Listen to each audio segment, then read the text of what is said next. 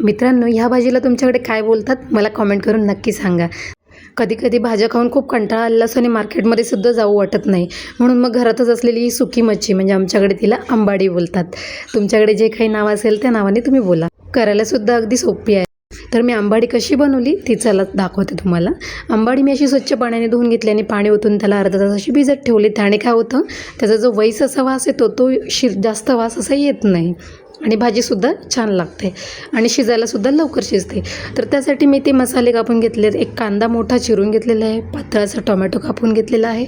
त्यानंतर लगेचच मी कढईमध्ये तेल गरम केलं. तेल गरम झाल्यानंतर लगेचच चिरलेला कांदा टाकून दिला.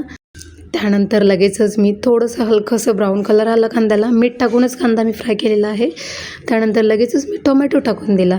टोमॅटोने कांदा चांगला असं व्यवस्थित मॅश झाला, फ्राय झाला की त्यानंतरच बाकीचे आपले जे मसाल्याच्या डब्यातले जे मसाले असतात ते सगळे मी टाकून दिले. इथे मी तुम्हाला डिस्क्रिप्शनमध्ये सगळे मसाल्यांची नावं दिलेली आहेत, ती तुम्ही डिस्क्रिप्शनमध्ये चेक करा. तर ही भाजी आपल्याला खायलासुद्धा खूप छान लागते. मी जशी करते तशी त्या पद्धतीने ट्राय करा. वाटण अजिबात टाकू नका. वाटणापेक्षा अशी भाजी केली तर खूप छान लागते. अशा प्रकारे मी सगळा मसाला भाजून झाल्यानंतर आंबाडी त्याच्यामध्ये टाकून दिली.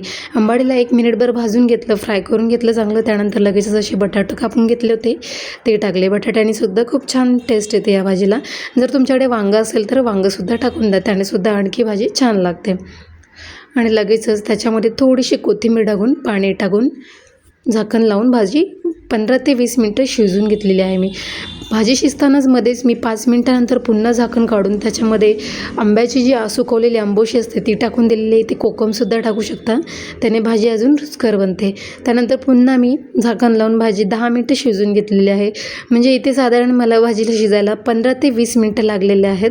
त्यानंतर अशा प्रकारे माझी भाजी शिजून तयार झालेली आहे. आणि आम्हाला आंबाडी म्हटलं की तांदळाची भाकरी हवीच असते. तुम्हाला कशावर खायला आवडेल नक्की सांगा. अशाच भेटूया छान छान नवीन रेसिपीसोबत आणि नवीन पुढच्या व्हिडिओमध्ये. तोपर्यंत स्वस्त राहा, मस्त राहा आणि माझा व्हिडिओ पाहत राहा. तोपर्यंत बाय.